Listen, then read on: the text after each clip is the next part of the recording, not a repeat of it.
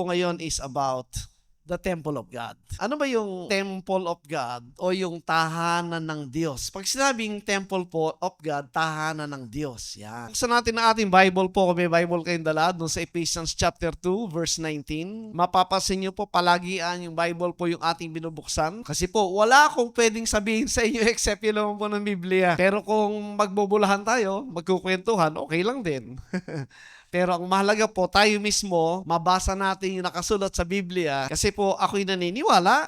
And I hope tayo rin po ay naniniwala na yung Biblia po, yan po yung salita ng Diyos na naisulat. So, ibig sabihin, sa buong kasaysayan po ng mundo, ang may higit na nangangailangan ng nakasulat na salita ng Diyos, tayo po yun. Kasi unang-una, hindi natin nakita po yung personalan na Panginoon Jesucristo sa katawang lupa. Kaya ang ibinigay po, nakasulat, upang hanggang sa panahon na ito, matanggap natin po yung tunay na mensahe niya na nakasulat. Bakit nakasulat? Parang maiwasan po yung maling katuruan, maiwasan po yung pagdidikta ng tao, sapagkat lahat po tayo ay may pagkakataon na makita yung katotohanan kung nais natin. So sa ating pag-aaral po yung Bible po, ito po yung tinatag ng ancient document. Pag sinabing ancient document, babalik ka po doon sa kasaysayan ng mga naunang tao. Anong mga naunang tao? Yung pong tinatawag na cradle of civilization, ibig sabihin, yung pinagmulan po ng mga tao na nandoon pa po sa tinatawag na ancient Near East, yung panahon ng Egypt, ng Saudi Arabia, ng Israel, ng Jordan. Yung panahon, wala pa po tayo nung kamalay-malay. Ito pong aklat na ito ay naisulat na noong pang panahon na yun bilang history o kasaysayan nila. Kaya ako po yung naging masigasig na makita at tiyak ako sa katotohanan kasi itong lahat po nakasulat na ito, recorded naman ito sa, kahit i-google mo yan, yung mga scientists, historian, archaeologists, pinapatibayan po yung nakasulat dito. So, sumunod, yung pong pagdating po ng Panginoon Jesucristo nung first century, yun po ay napatibayan na rin na yung po ay historical. Ibig sabihin, naganap po talaga, hindi lang kwento yan. At marami pong ebidensya na may Jesucristong dumating talaga sa lupa at nangyari po ang lahat ng ito sa kasaysayan. So, ibig sabihin, yung Diyos po nagpakita sa tao at nangusap at nagbigay po ng instruction sa pamamagitan ng kanyang salita. At ito po yung aklat. Kaya, sa mga nagnanais pong makita ang katotohanan sa buong buhay natin, basahin niyo po yung aklat ng Diyos, yung Biblia. Diba? Sapagkat nandyan po ang katotohanan. Kung atin pong aaralin talagang Biblia, ito po yung panahon na tayong mga Gentiles, hindi tayo sangkap po sa lahi ng Israel, na mga taong kausap ng Diyos noon pa man, ay ngayon po ang sabi dito, now therefore ye are no more strangers, ang sabi niya. Ngayon ang sabi niya, hindi na kayo mga taga-ibang lahi, ngunit kayo ay fellow citizens. Ngunit ngayon, tayo po ay kasama na taga-pamayanan. Pag sinabing fellow citizens, kunyari, ikaw ay Pilipino.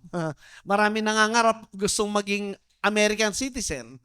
Di ba? Kasi pag American citizen ka, unang-una malaki yung pension, sabi nila. So, ngayon, tayo po, dati-dati hindi kasama po sa pamayanan ng Israel, sabi, ngayon po, kasama na tayo. Bakit mahalaga po?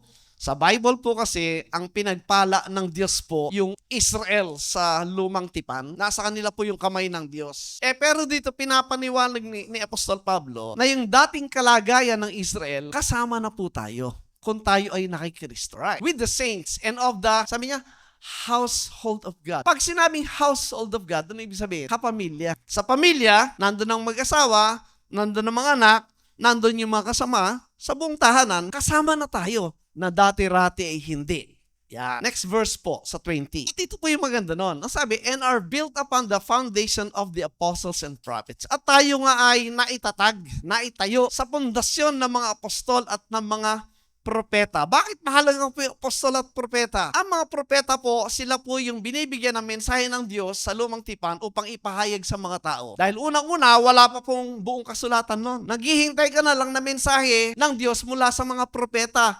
Mga taong may special na calling sa Diyos at sila yung binibigyan po ng mensahe at ipinapahayag sa mga Israelita. Sining apostol? Ang apostol po, ito po yung mga tao, particular yung 12 at yung isa si Apostol Pablo. Pag sinabing apostol, sila po yung kasama ng Panginoon Jesucristo sa panahon ng kanyang gawain sa lupa at nakita po yung kanyang ministeryo at yung kanyang pagkabuhay na maguli. Meron pa bang pwedeng tawaging apostol ngayon? Wala na po. Kasi ang mga apostol po, sila po yung eyewitness doon sa ginawaan ng Kristo at nabuhay na maguli. Meron pa bang nakakita ng ganyan ngayon? Wala na po. At ang mga apostol po, meron po silang tagline na tanda. Unang-una, kaya nilang bumuhay ng mga patay. Kaya kung may nagpapanggap na apostol, dalhin nyo sa sementeryo at sa mga morgue at yung mga mamamatay, tingnan natin kung kaya nilang buhay na muli. Yung mga apostol po, kaya nila. Pero wala na po yun. At anong sabi? Jesus Christ Himself being the chief cornerstone. Ang chief cornerstone po, yung pong itinalaga no, ang Kristo po ay namatay at nabuhay na maguli. At ang mga naligtas sa panahon na yon, sila po yung sinasabing pundasyon. At yung mga sumunod, sila po yung mga mananampalataya, kasama po tayo doon. Sa 21 po, tinan niyo. Sabi diyan, in whom? In Christ, sabi niya, kay Kristo. All the building. Bakit building? Pag building po, alam natin, yan po ay permanent structure. Ibig sabihin, kaya gumawa ka ng building para hindi na alis. Pero kung ikaw ay magtatayo lang ng temporary shelter, ang ilalagay mo lang tent. Di ba? Kasi pag temporary, pwede alisin anytime. Pero pag building po, permanent po yan. Yung building po tinutukoy dyan, tayo po yan. Pag sinabing building, tirahan po yan. Sinong titira? Ayun ang sabi niya. In whom all the building fitly framed together, groweth unto an holy temple in the Lord. Yung mga mananampalataya, sila po yung building. Dahil sila po yung tirahan mismo ng Diyos. Maganda po ba yun? Yes. Kaya ang sabi sa 22, in whom? In Christ. Kung ikaw ay kay Kristo, ye also are builded together. Ikaw din naman ay itinatayo. Para saan? For an habitation of God. Para maging tirahan ng Diyos sa pamamagitan ng Espiritu. Bakit Espiritu? Dahil ang Diyos ay Espiritu. God is a Spirit, ang sabi. So today po, kung atin pong aaralin po, dapat po tayo mananampalataya. Familiar po tayo dapat sa laman po ng Bible from Genesis to Revelation. Huwag po tayong papayag na sa buong panahon ng ating pananampalataya, hindi natin alam ang laman ng Biblia. Kasi malaking question mark po pag isang mananampalataya nagsasabing siya ay kay Kristo, pero hindi niya alam ang laman ng Biblia. Di ba? Dapat alam mo. Kasi yan ang pagkain mo. Di ba sabi ng Panginoon? Man shall not live by bread alone. Yung hindi lang daw sa tinapay na physical na bubuhay ang tao, but by every word that proceeded out of God. Ngunit sa bawat salita na nagbumula sa bibig ng Diyos. So therefore, kung nabubuhay ka sa physical at ikaw ay kay Kristo, kailangan mo rin ng mga bagay na spiritual. At yung po'y nakapaloob dito, ang mabuting balita po mga kapatid, sa aking pag-aaral, imagine po, 30 plus years, wala namang pinanganak na alam lahat ng laman ng Biblia. Di ba? Parang tao rin yan. Nung pinanganak ka, uulitin ko, illustration, nung pinanganak ka ni tatay at nanay, hindi naman sinabi sa inyo, ayan anak, pinanganak na kita, bahala ka na sa buhay mo. Ganun ba? Di ba? Doon ka pa lang talaga inaalagaan nung niluwal ka ng nanay mo. Tapos inapupunan. Ganon din po ang Diyos. Mula pagkabata, anong kinakain mo? Gatas. Unti-unti hanggang gulay, bread, hanggang meat. Kasabay ng paglago mo yun. Dadating ang panahon, hindi ka na masermonan, mas marunong ka pa sa tatay at sa nanay mo. Di ba? Doon nagkakaproblema eh. Tama? Mga anak. Ganon din po ang Biblia. Sa ating natural na pananampalataya, yung tunay pong na kay Kristo, hindi pwedeng forever na bata siya. Hindi nais ng Diyos. Ang nais ng Panginoon, lumaki ka, lumago. Parang mga magulang. Gusto niyo ba anak niyo hanggang ngayon dumododo pa? 10 years, 20 years, dumododo pa. Hindi, di ba? Hindi normal. Ang normal po, lumalago. Kasi kasabay ng paglago, yung kanyang kaisipan. Tama po ba? Pareho rin po sa na-obserba natin sa buhay natin sa physical at sa spiritual. Ngayon, sa aking po nakitang pag-aaral, ang pinakatema po talaga ng Biblia ay tungkol sa temple. The temple of God. Pag sinabing temple of God, yung tahanan ng Diyos. Now, makita po natin mula dito po sa Genesis, if you remember po, ang Diyos nandoon at siya po ay sinasabing nagtatagpo ng isang lugar na tinatawag po na Eden. Yun pong Eden. Ang Eden po sa Bible, parang isang malaking bansa. Pero, dumating ang panahon, ang Diyos po ay nagtatag ng tinatawag na garden. Garden of Eden. At siya po'y lumalang ng dalawang tao. Si Adan at si Eva.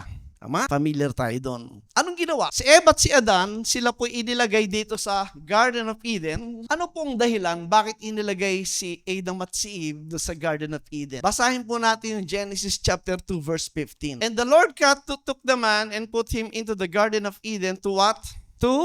dalawang purpose ang sabi niya, to dress it and to keep it. Dalawa. Now, kamukha po ng ating sinasabi, ang atin pong ninanais at goal sa buhay na ito, maintindihan po natin yung laman ng Biblia. Kaya sa pag-aaral po, hindi yung sariling kaalaman ang inilalagay mo, kundi yung nakasulat sa Biblia kung anong mensahe na nais ipagkaloob ng Diyos.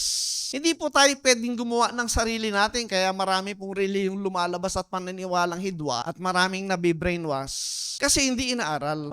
Kamukha rin po ng politika yan eh. Huwag kayong basta maniniwala sa mga nababasa, napapanood at narinig sa YouTube. Suriin. Kasi marami pong propaganda. Ginawa na po ni Hitler yan eh. Yung kanyang propagandist ang sabi, yung kasinungalingan na paulit-ulit na naririnig nagiging totoo sa isip ng mga tao. Dapat hindi po tayo kasama sa mga nabubudol. Tayo po nagsasaliksik, tinitimbang. Kung ang Pilipino po, ganun ang gagawin, I believe doon po gaganda yung Pilipinas. At kasama po yung pananampalataya kasi ikaw ay magiging mapanuri. Ang tawag po doon ngayon ay critical thinking. Hindi lahat ng sinabi, hindi lahat ng kinwento at itinuro sa'yo, paniniwalaan agad. Iisipin mo muna, titimbangin, totoo ba ito o hindi? Kung dapat magtanong ka para matiyak mo, totoo ba o hindi yung narinig mo. Bago ka maniwala. Tama po ba? Kasi pag ganun po ating ginawa, ganun din ang gagawin ng ating mga anak at ng ating lahi. Meron kayong pamilyang hindi basta nabobola at naloloko. Mas maganda po ba yun? Yes.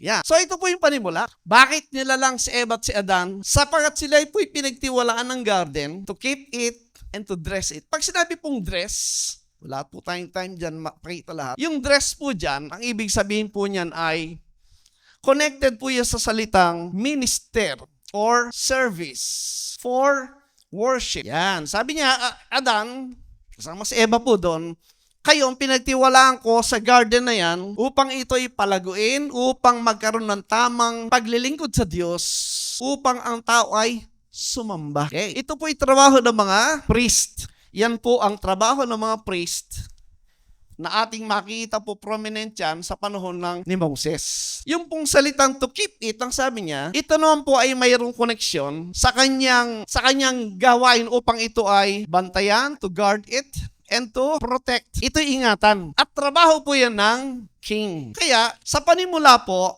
si Adan po, siya ay king at saka priest. Ingatan yung garden na yan at palaguin ano man ang trabahong nandoon sa garden.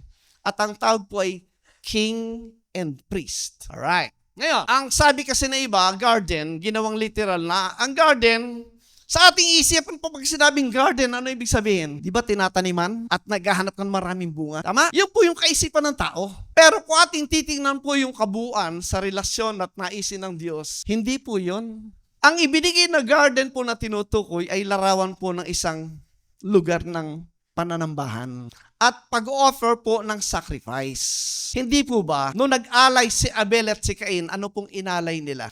Si Cain, anong inalay niya? Yung mga bunga ng garden. Yung mga bunga ng halaman, di po ba? Si Abel, anong inalay niya? Yung taba ng tupa. Paano nagkaroon ng taba ng tupa? Siyempre, pinatay yung tupa, nagbuhos ng dugo. Kanino yung tinanggap na offering? Bakit? Akala ko pag garden, ba't hindi yung kay Abel? So, ibig sabihin po, hindi yung unawa natin na garden ang ibig sabihin doon. Kung hindi, ang sinabing garden po, yung po yung lugar ng pananambahan at pag-aalay sa Diyos. Sino po ba yung una nagpakita ng unang sakripisyo? Sino? Ng hayop na pinatay. Sino? Ang Diyos. Kailan? Nung magkamali si Adan at si Eva, di ba? Di ba, nagtakip sila ng mga fig tree? Hindi naman kailangan ng Diyos yun. Ang ginawa ng Diyos, pumatay ng tupa at yung balat ng tupa, anong ginawa? Yun ang idinamit. Kaya ang una nag-sacrifice po ng hayop na nagbuhos ng dugo, ang Diyos mismo. Yung po yung pattern na nakita ni Adan, hanggang sa yung po yung nakita ni Abel. Maniwala kasi si Abel na yun po yung klase ng pananampalataya na galing sa Diyos. Kaya tinan yung Hebrews 11 po. Tinan niyo po yung 4. Sabi yan, by faith Abel offered unto God a more excellent sacrifice than Cain, by which he obtained witness that he was righteous. Ang sabi, yung pag-alay ng Diyos ni Abel ay ayon sa pananampalataya. Bakit pananampalataya? Kasi yun po yung katotohanan nakita niya mula kay Adan sa kanilang tatay na ginagawa, yung kay Cain. Yung kay Cain po, sarili lang niya yun. Kaya sa atin pong ginagawang paglilingkod at sinasabing paniniwala, hanapin natin yung totoo at tama. Kasi kahit gusto natin, kahit anong sakripisyong gawin natin, kamukha ni kahirap yata magtanim sa lupa, di ba? Init ng araw, didiligan mo, pawis at dugo. Samantalang si Abel, naghirap ba siya doon sa tupa? Nakaupo lang yun. Pinapastola lang yun. Binabantayan lang niya. Sino nagpapalago? Ang Diyos. Dumating yung panahon, pinatay lang niya. Pero sa Abel, hindi. Binubungkal lang lupa, tinataniman, inaalagaan hanggang magkaroon ng bunga. Kapagod yata niya, di ba? Pero si Abel, pabanjing-banjing lang po si Abel. Kasi ang lahat po ng papuri, ng credit sa Diyos. Si Cain po hindi yung sarili niya.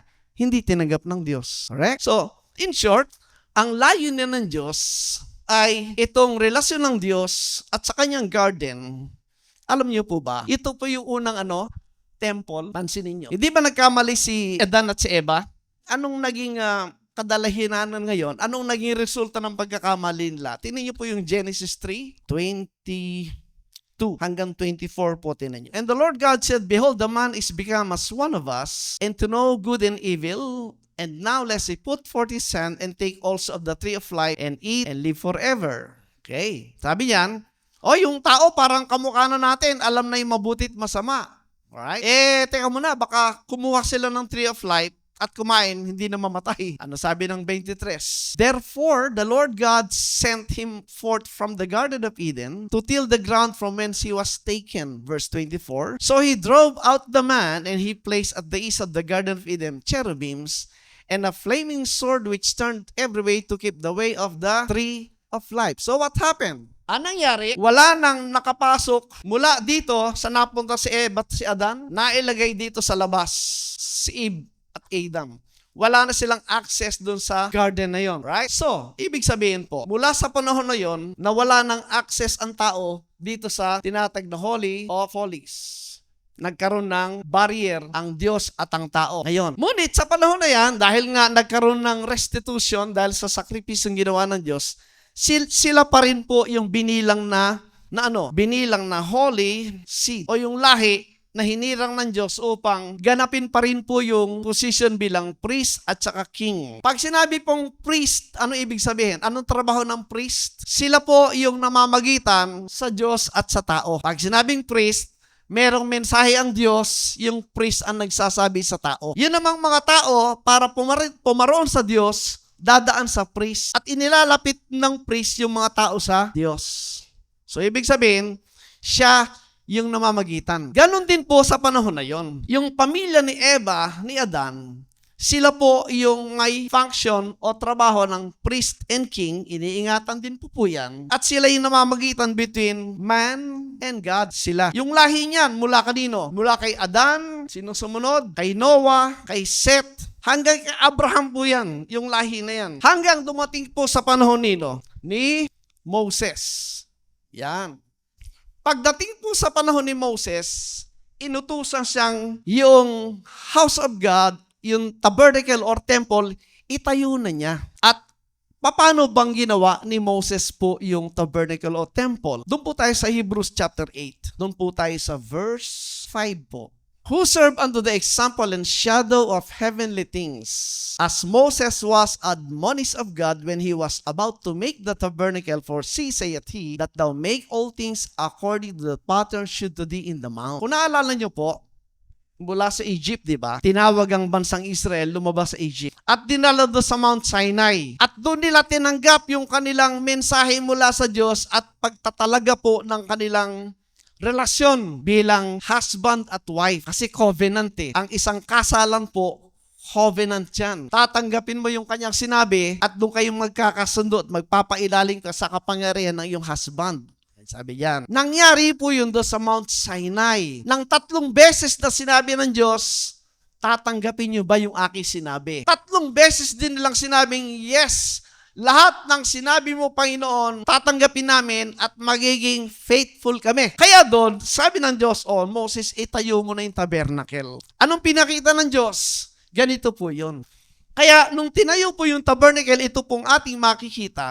Ang makikita natin, ito po yung Holy of Holies, yung kabanal-banalan, nandito po yung tinatawag na Ark of the Covenant sa loob mismo ng Holy of Holies, na kung saan naroon po sa ibabaw yung mga larawan ng cherubims, nakapaloob po sa gilid nitong Ark of the Covenant yung Book of Moses, yung Book of the Law. Okay? At meron po dyan sa pagitan na makapal na kortina kasi nakapahiwalay po dyan yung tinatawag na Holy Place. Nandun yung table of the shewbread, nandun yung altar of incense, at nandun po yung 7 candlestick. Dito po sa labas ito, hayop nakikita nyo po, nandito po yung altar of the burnt sacrifice. Dito po pinapatay at sinusunog yung mga hayop do sa entrance. At sa entrance po na yan, bago pumasok sa loob, meron tinatawag pong laver. Pero sa labas po niyan, sa ilalim niyan, nandun po yung Israel, yung 12 tribes, at sa baba po, nandun yung mga Gentiles.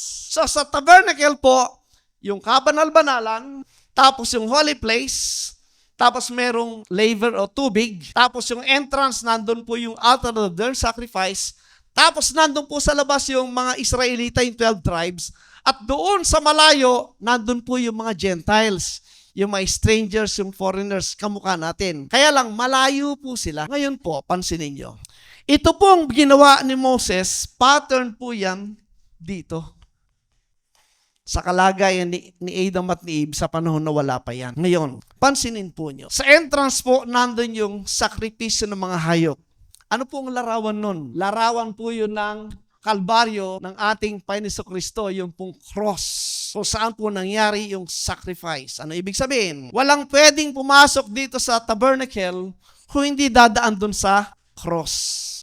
Mula sa mga Israelita at sa mga Gentiles, hindi pwedeng pumasok dyan kung hindi dadaan dito sa cross. Right. At pag pumasok dyan, dadaanan po niya itong laver. Ano ba yung laver? Ang laver po, ang kanya itsura yung brass, parang makintam na salamin. Tapos may tubig po na napakalinaw. Bago po pumasok itong taong ito dito upang gumanap, maghihilamos. At pag naghilamos, anong makikita niya sa tubig? Yung kanyang mukha, parang salamin. Sabi ni James, ang Bible natin ay para ding salamin. Nagsasalamin ba kayo? Diba? Pag bagong gising ka sa umaga, lumalabas ka ba agad ng daan? Anong una mong tinitingnan bago lumabas ng daan? Salamin. Tama? Yun po yung larawan ng salita ng Diyos. Pag binabasa mo yung aklat ng Diyos, para kang nananalamin kasi sinasabi niya kung sino ka. Pag hindi ka nagsasalamin sa buong buhay mo, makikita ba yung mukha mo? Hindi, di ba? Madalas nga nakasalamin tayo. Bakit? Kasi gusto mong pagandahin yung mukha mo bago ka lumabas. Tama? Ganun din po yung Biblia. Pag binabasa mo yan, patuloy mong binabasa, para kang nananalamin. Nakikita mo kung sino ka talaga. Kasi hindi siya nagsisinungaling. Maganda ba yun o hindi maganda? Maganda kasi pag nakitang may mali sa itsura mo, mas magandang ayusin, di ba? Di ba? Para magbuka ka na mo presentable sa labas. Diba? Tama lang. Tama po ba? Ganun po yung laman ng Biblia. Kaya pagpasok ng priest dito, unang-una, maghihilamos. Pangalawa, maghuhugas ng kamay. Ano ang significance po ng paghuhugas ng kamay? Kasi sabi ng marami, yung kamay daw ang pinakamaraming bahagi.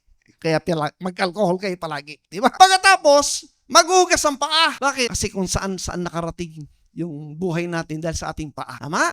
Kaya, pag pumasok sa dyan, ibig sabihin po, siya ay magkakaroon ng service. Bakit siya papasok dito? Maglilingkod, magmi-minister. Una, yung table of shewbread. Ano yun?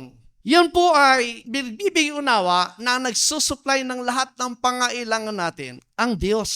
At ipinakikilala po doon si Jesucristo. Yung bread at saka wine nandoon po sa table of shewbread. Pangalawa, yung altar of incense. Ang trabaho ng priest, manalangin. Ipanalangin yung mga tao para sa Diyos. Kasi ikaw ang priest, ang umuugnay sa Diyos at sa tao. At ikaw naman, tumatanggap ka ng mensahe mula sa Diyos at yun ang sasabihin sa tao. Yung pangatlo, yun po yung table of lampstand. Yun po yung nagbibigay na liwanag sa loob na ito. Ano pong sinisignify nun? Yung salita ng Diyos. Kasi mula sa bibig ng priest, nagmumula po yung instruction ng Diyos na nagbibigay na liwanag po sa mga tao. Dito po, sa panahon na yan, isa lang ang pwedeng pumasok, yung tinatawag na high priest. yung high priest. Siya lang ang pwedeng pumasok dyan, yung high priest. Among the priest, merong high priest. At pag ang Diyos po ay nalugod sa kanila, bababa yung presensya ng Diyos sa larawan ng isang ulap at makita ng lahat po ng tao sa labas, bumaba ang Diyos dito sa Holy of Holies. At pag nangyari yun, lalabas yung high priest at idedeklara, purihin ang Panginoon, purihin siya sapagkat tinanggap yung ating alay. Pag nakita ng mga tao, magsisigawan sa tuwa yung mga tao sa labas. Ngayon, pansinin niyo po, yung pumasok po na high priest na ito, nanatili ba sa gate? Nanatili ba sa gate? Hindi, di po ba? Ano ibig sabihin? Ang sabi kasi na mo, tama nang naligtas ako. Tama na ako na nampalatay kay Kristo, okay na yon. Sa pinakita po ng mensahe ng Diyos sa Biblia, hindi okay Kasi pagkatapos sa cross, dapat pumunta ka dito sa laver, sa tubig. Ano ba yung symbol po ng tubig? Di ba? Salita ng Diyos. Tingnan niyo po Ephesians 5, sabi ng 26 po, that He might sanctify and cleanse it, yung pong church, with the what? Washing of water by the word. Ano pong ibig sabihin ng tubig? Sumisimbolo yung saan? Sa salita. So dito po, hindi kalooban ng Diyos na doon ka lang sa gate. Kailangan mo lumakad papunta sa place of service. Pero bago ka makarating sa place of service, dadaan ka sa tubig upang ikaw ay maglingkod. Service yan Paglilingkod yan Ang question, sino bang nagtatakda ng tamang paglilingkod? Relihiyon ba? Yung bang leader? O yung Diyos? Yung Diyos. Kahit gusto ng leader, kahit pagbotohan ng buong kongregasyon na yan ang tama, pero kung hindi ayon sa sinabi ng may-ari ng gawain, approve ba? Hindi. Parang sa mga construction lang yun nagmagaling yung mga laborer. Ginawa ito. Hindi pala kasama sa plano. Nakita nung engineer, yung contractor. Nagmagaling pa yung foreman engineer, di ba maganda yung ginawa namin? Tingnan na yung plano. Pambihira kayo.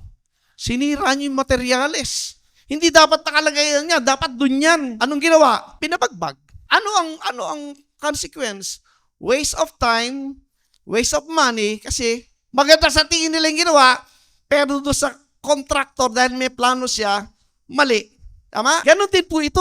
Sa tingin ng tao, maganda yung ginagawa natin, parang majority masaya sa ginagawa natin, pero teka muna, masaya ba yung may-ari? Yun ang tanong. Saan mo makikita yung plano, yung design, yung detalye, saan? Ito, nakuha po nyo. Itinutumpak natin, sabi nga, gagawa ka na rin lang, gawin mo na yung tama, kasi sayang. Iba sabi ni Pablo, tingnan niyo po yung Romans 10 verse 3, hindi natin kinu-question po yung sincerity, yung katapatan ng mga tao. For they being ignorant of God's righteousness and going about to establish their own righteousness, have not submitted themselves unto the righteousness of God. Bakit? Yung verse 2 po, tinan yung 2. Ang dami pong ganyan sa mga relihiyon, nakakaawa at manghihinayang ka. For I bear them record that they have a zeal of God, but not according to knowledge. Pag sinabing zeal of God, makikipagpatayan niya sa kanyang pinapaniwalaan, pero hindi ayon sa kaalaman, hindi ayon sa katotohanan. Kahit sunugin mo yung katawan mo, kung mali naman ang paraan at pinapaniwalaan, may value ba yon? Wala. Sincere sila sa ginagawa nila, pero sabi nga, they're sincerely wrong, sabi ni Pablo. So, gagawa ka na rin lang nga, aralin mo na, tama ba itong ginagawa ko? So, sa panahon na ito, kaya required po yung mga priest dumaan sa laver upang maglingkod ng tama sa kanyang ministeryo. Sa Old Covenant po, sa Lumang Tipan, ganito yung setup. Ngunit dumating po yung Panginoong Hesukristo at merong malaking pagbabago. Ano sabi niya sa John chapter 4? Pagdating po ng Panginoong Hesukristo, kinausap po niya yung Samaritan woman. At yung Samaritan woman po, hindi dapat kinakausap ng Hudyo ito. Sa Lumang Tipan, sila po yung mga Gentiles na walang bahagi dito sa tabernacle. Ngayon, nagtataka yung mga apostol, ba't kinausap siya? At sa pag-uusap po ng Samaritan woman at ng ating Panginoon, ang sabi niya, sa verse 10, Jesus answered the senator, if thou knewest the gift of God, and who it is that saith to thee, give me to drink, thou wouldest have asked of him, and he would give thee living water. Yung babae pong Samaritano, umiigib ng tubig sa balon. Yung tubig na iniinom. Ngunit ang Panginoon may sinabing living water. Alright? Hindi po naintindihan din ito, kaya sabi sa 11, no? The woman said unto her, ang sabi ng babae, Sir, Ginoo, thou hast nothing to draw with, and the well is deep. From whence then hast thou that living water? Sabi niya, Ginoo, kasi hindi pa kilala ang Panginoon. Wala nga makuha ang tubig sa balon na yan, walang tubig. San man gagaling yung living water na sinasabi mo? Verse 12. Art thou greater than our father Jacob, which gave us the well, and drank thereof? Verse 13. Inulit ng Panginoon, sabi niya, Jesus answered and said unto her, Whosoever drinketh of this water shall thirst again. Kung sino iinom ng tubig na yan, mauuhaw uli. 14. Eto po. Ngunit kung sino man ang iinom ng tubig na ito na aking ipagkakalob sa kanya, hindi na muling mauuhaw. At yung tubig na ibibigay ko sa kanya, ay mula sa kanya ay maging isang parang balon ng tubig at magluluwal ng buhay na walang hanggan. Binaling na po ng Panginoon yung tubig sa usapan po ng buhay na walang hanggan. Hindi na yung literal o physical na tubig. At sinasabi niyang tubig, hindi na sa balon, kundi doon sa babae o sa tao. Ano pong larawang makita natin dyan? Pagdating po ng Panginoon Kristo, ganito pong ipakita na. Yung templo na yan, hindi na ito. Ito na yon. John 2:18. Sabi ng Hudyo, ano ba yung tanda na ipapakita mo sa amin? Alam nyo, yung mga Hudyo po, parang yung mga maraming mananampalataya ngayon, naghahanap ng tanda. Pag tanda, gusto yung nakikita. Anong sabi ng Panginoon? 19. Sumagot ang Jesus, sabi niya, gibain mo ang templo. At sa loob ng 3 araw ay aking itong ibabangon na muli. Pansinin niyo po yung makausap ng Panginoon ng mga Hudyo, nahirapan nilang maunawa yung Panginoon kasi ang Panginoon po ang tinutukoy yung mga bagay na makalangit. Ang kausap po, kamukha ng maraming tao ngayon, ang isip na sa bagay ng lupa. 20. Naintindihan ba ng mga Hudyo? At ang sabi ng mga Hudyo, 46 na taon naming itinayo ang temple na ito, yung physical na temple. At sinasabi mo, gigibain mo 3 araw at itatayo mong muli. Mahirap maintindihan, di ba? Para din yung, dumating ng Panginoon, nasaan siya? Sabi ng mga tao, di ba? 21. Ayan, ano sabi niya? But he spake of the what? The temple of his body. Ang sinasabi ng Panginoon, sa pagdating niya, ito na yung, temple. Hindi na ito. Tama ba? Pag sinabing temple, tirahan ng Diyos. Nang dumating si Kristo, saan nakatira ang Diyos? Saan? Di ba sa Kanya? Tignan niyo po yung 2 Corinthians 5:19. Nasaan ang Diyos? To wit, that God was, nasaan ang Diyos? O di nandun kay Kristo. This is the Christ. Ito si Kristo. God was in Christ. Tama? O tama, siya na yung temple of God. Balik natin. John chapter 2. Alam nyo, kung uunawain nyo po ito, makakalaya kayo sa dikta at kontrol ng relihiyon. Ang daming tao po alipin ng relihiyon. Ang daming tao alipin ng leader ng relihiyon. Hindi niya alam, ang leader niya dapat si Kristo. At yung kapangyarihan ni Kristo, nasa sa iyo, nasa sa iyo, nasa sa atin. Do you believe that? Tingnan niyo po. Hindi po ito naunawa kahit ng mga apostol. Mapalad po tayo kasi ngayon maunawa natin dahil buo po yung kasulatan. Sa panahon po nila, wala pa ito. Kaya pag nagsalita yung nakangangan, ang daming tanong. Kasi isip nila, nandun sa lumang tipan, yung pinapahig ni Kristo, yung mga bagay na ng bagong covenant, hindi maunawa talaga agad-agad. Tayo po, mas pinagpala tayo kasi buo na. Verse 22. Nung natapos na po yung sakripisyo ng Panginoon, when therefore he was risen from the dead, his disciples remembered he had said this unto them, and they believed the scripture and the word which Jesus had said. Ano nangyari sa ating Panginoon Kristo? Diba dumating ang panahon na siya, ipinako sa krus. Ano nangyari?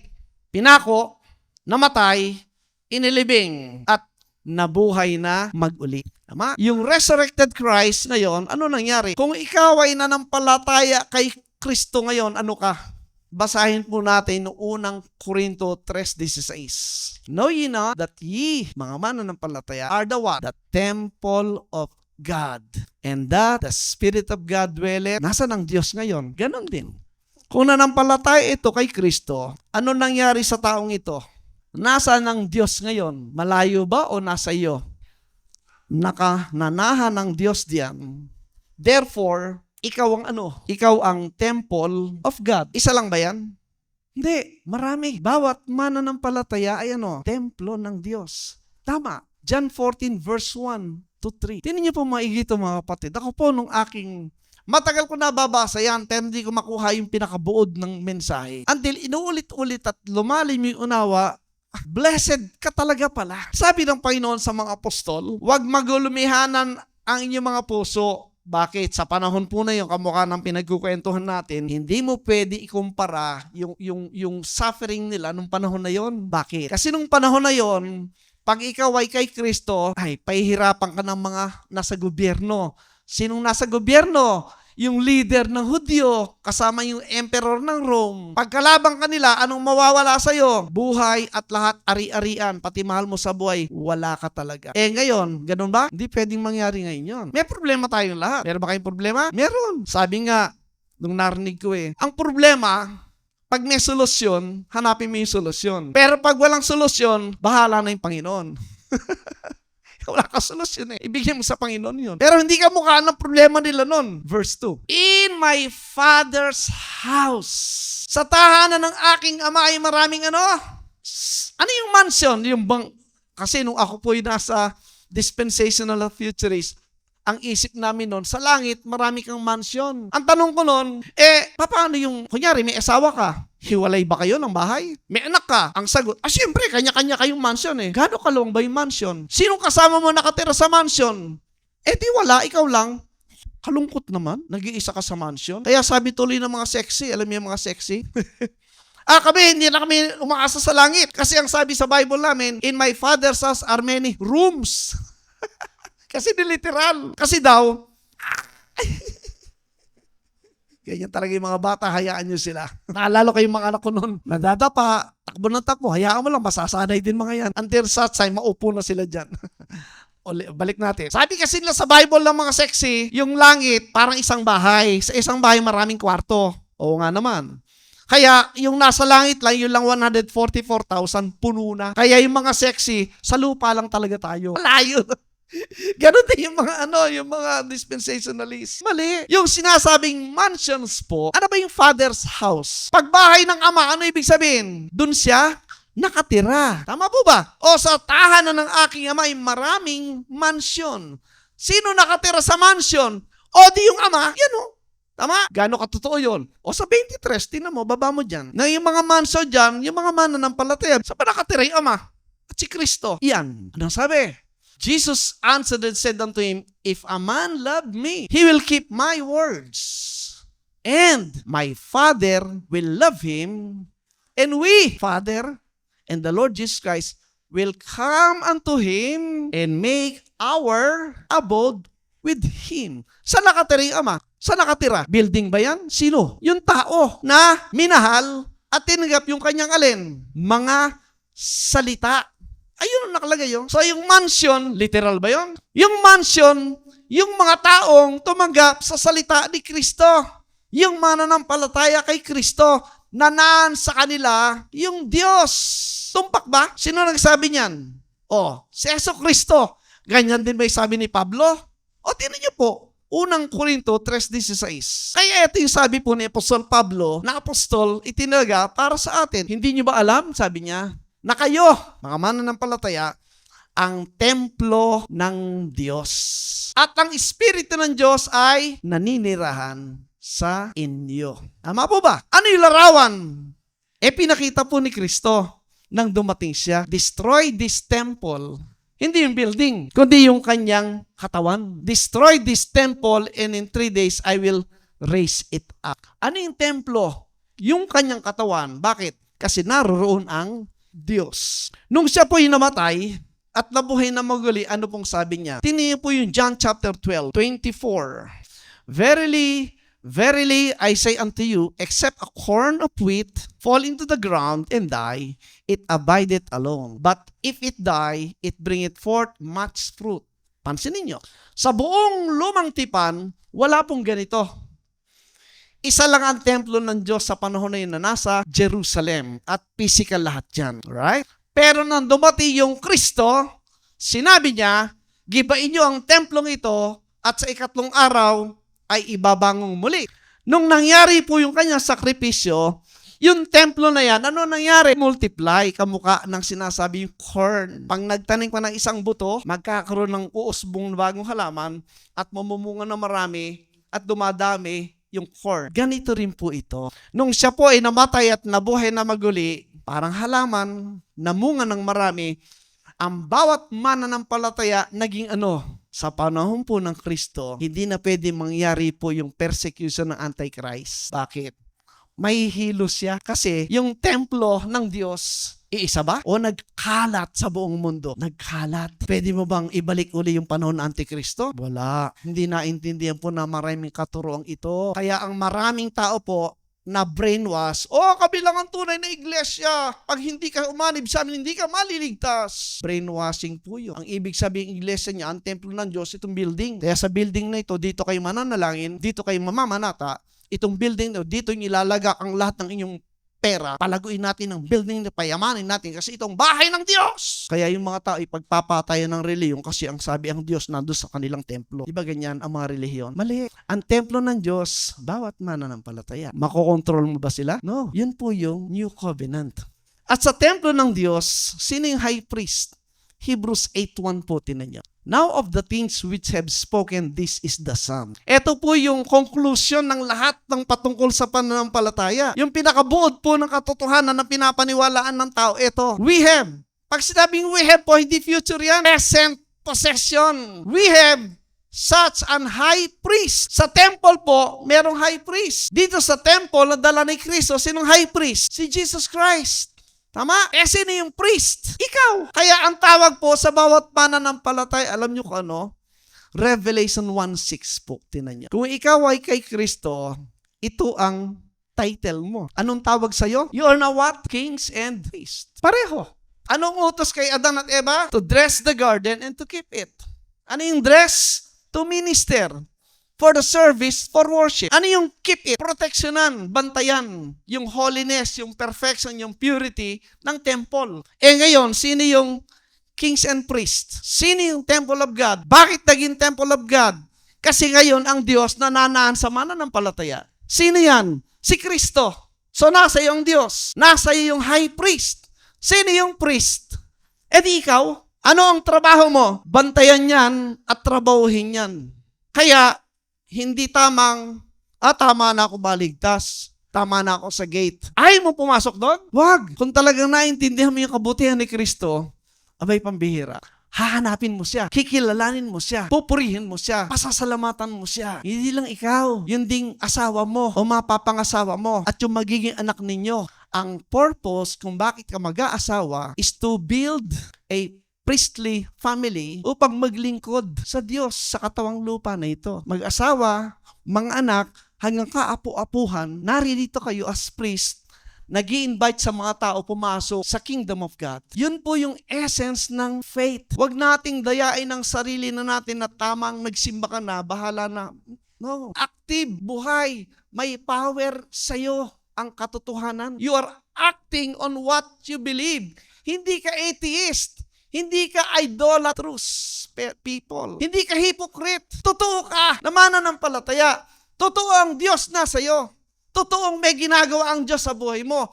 Totoong gumagalaw ka rin para sa Diyos. Tama po ba yan? Seryoso po yun eh. Kaya aralin mo totoo ba yung Biblia? Totoo ba yung Diyos? Totoo ba si Kristo? Unless na matiyak mong totoo ang mga yan, hindi ka magiging seryoso dito. Tama? At alam ko, experience ko po Nung hindi ko pa naintindihan ito at mga bagay ng Diyos, sa sarilihon lang ako, okay lang. Pero nung lumalim ang unawa, sabi ko totoo pa lang lahat. I am now 65.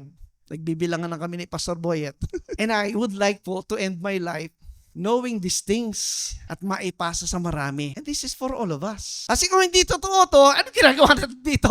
Di ba? Seryosohin po natin yan. At nakita nyo ang pambihira po. Ang biyaya ng Diyos, personal po sa buhay ko, hindi mo po talaga mabibilang. Yung lahat ng ginawa sa'yo, yung lahat ng unawang pinagkaloob sa'yo, yung pag-ibig sa'yo ng Diyos, hanggang ngayon nakikita at nararanasan mo, wow! Ilang kaya yung nakakikita niyan? And God bless us so much po sa buhay na ito. Sabi nga sa mga kaibigan ko, kamag-anak, ako kota na ako. Kasi una sa lahat, nakilala ko ng Panginoon at naunawa ko na yung aking kalagayan. I hope maliwanag po sa atin ito. Yun pong sa panahon ni Edan at Adan, nangyari po sa pamilya na pinili ng Diyos yung Holy Seed until yung kabuuan po ng larawan ginawa sa panahon ni Moses. At nung dumating po ang Kristo, alam niyo nangyari, itong pagitan na ito, nawala yan. Di ba? Nung pinako sa krus, anong sabi sa Matthew 27? Di ba napunit yung kortina? Ano ibig sabihin? Wala nang hadlang. Yung tao at Diyos pwede na mag-usap. Kaya yung Diyos nanahan na sa tao, wala nang hadlang. Ito yung Hebrews 4 po. Alam nyo, pag may problema ka, at meron ka alalahanin, yes, natural po, nagkakaroon tayo ng fear, nagkakaroon tayo ng mga anxieties, pero pag nabasa mo ulit ito, verse 14 po. Seeing then that we have a great high priest that is passed into the heavens. Sino yun? Si Kristo. Nalagpasan niya na. Sabi, ang aking kalangitan. Jesus, the Son of God, let us hold fast our profession. 15. Bakit? For we have not an high priest which cannot be touched with the feeling of our infirmities. Ano ibig sabihin? Yung high priest po natin, naintindihan tayo. Bakit? Sa kasaysayan po ng Diyos, maraming beses po yung Diyos nagpapakita dito sa anyo ng tao. May mga angels nagpapakita as young man. Pero yung pagdating po ng Diyos, hindi lang basta nagpakita sa katawan ng tao, pinanganak sa sinapupunan ni Maria, naranasan niya kung paano ipanganak ng tao. At lumaki bilang bata at naranasan niya yung lahat ng uri ng suffering. Nakamukha rin natin. Kaya sabi niyo, but was in all points tempted like as we are, yet without sin. Sa lahat ng level ng ating dinadanas, naranasan niya, pero ang mabuti po, higit sa lahat, hindi siya nagkasala. Kaya, ano sabi na 16? Let us therefore come boldly unto the throne of grace. Asan ang throne of grace? Dito. Dati-dati, walang pwede makapasok dyan, isa lang. Pag nagkamali pang high priest sa pagpasok, mamamatay siya. Pero ngayon, dahil kay Kristo, pwede tayong pumasok. Actually, nandun na tayo. The moment na ikaw ay nanampalataya, yung throne of grace nasa yon. Nasaan? Nasa iyo. Nandun sa isipan, si Kristo. Kaya naman, ano sabi uli? John chapter 4, verse 14. But whosoever drinketh of the water that I shall give him shall never thirst, but the water that I shall give him shall be in him a well of water is springing into what? Everlasting life. Kunyari, ikaw ito. Nasaan ang Diyos? Nasaan ang Diyos? Nasaan ang Diyos? Nasa iyo. Saan magmumula yung everlasting life? Sa Kanya. Paanong paraan? Pag ikaw ay nagsalita, ano yan? Words of life. Yung sasabihin mo sa tao na galing sa Diyos, ano? Salita ng buhay. Yung well of water. Tama? Din yung Revelation 22 verse 1. And he should be a pure river of water of life, clear as crystal, proceeding out of the throne of God and of the Lamb. Nakita niyo yung temple. Pagbabalik sa 21, mula doon lumalabas yung water of life. Mula saan? Sa throne of God and of the Lamb. Saan daw magmumuli yung water of life? Sabi ni Kristo, sa mananampalataya. Nasaan yung throne of God and of the Lamb? Ang sabi sa John 14:23 kanina, kung sino nagmamahal sa akin at aking salita, ako at ang Ama ay maninirahan saan? Sa Kanya. Di ba ikaw yan? Ang throne of God and of the Lamb nasaan? Di ba nasa iyo? Tama? So ngayon, saan magmumula ang salita ng buhay? Kanino? Kanino? Sa atin. Kaya ikaw ay isang king at priest. Ikaw ay answerable dun sa high priest. Ang accountability at responsibility, sino ang sasagot? May iba ka bang pwedeng ituro? Kasi ikaw yung priest eh. Sino? Ikaw. Yung high priest, meron bang pagkukulang at mali? Meron ba? Sino yung gaganap na kings and priests? Ikaw. So mananagot ka, pagpapalain ka, nino? Nung high priest. Depende sa iyo. Nakuha po nyo, ang katayuan po natin ngayon, wala po tayo sa organisasyon, wala tayo sa isang relihiyon, tayong lahat ay na kay Kristo at nasa iyong isipan, yung high priest, individual, ikaw ang templo ng Diyos at ikaw ang gaganap sa role ng isang king, poproteksyonan mo yung katotohanan at maglilingkod ka ayon sa katotohanan. Ginagawa mo yan buong buhay mo, 10 na yung asawa, 10 na yung mga anak, 10 ng iyong mga apo. Di ba napakaganda? Yun po yung programa ng Diyos. Di po ba kalayaan yan at pag-ibig mismo personal doon sa iyong Savior? Nakuha po natin. Ang mabuti po dyan, kahit ano pa yung dinadaanan mo, kahit ano pa yung nangyayari sa buhay mo, Kahit sa ka mapadpad, hindi nagbabago yan. Sabi nga ni Pablo, ako'y naparoon sa itaas, ako'y napasa ilalim, natutunan kong magutom at mabusog, pero sabi niya, sa lahat ng antas ng ito, ako'y naturuan upang maging kontento. In whatsoever state I am, there I learn to be content. Yun po yung pinakamasarap. Kahit nasaan ka, kahit ano pang nangyayari sa'yo, ikaw pa rin yan. Ikaw kasi yung templo ng Diyos. Naintindihan po? Wala kang sisisihin dyan. Kayo ng high priest mo yung nag-uusap. Kayong dalawa. Huwag kang titingin sa iba. Ang titingin mo, yung high priest mo tsaka ikaw. Kayong dalawang mag-uusap. Tama po? Yun po yung turo ng Biblia. So I hope maging blessing po sa lahat ng mga bagay nito. Tuloy po nating aralin yan. Hanggang ma-absorb po natin at maging aware po tayo, o nga ako pala yung tahanan ng Diyos. Therefore, I should act and live as the temple of God.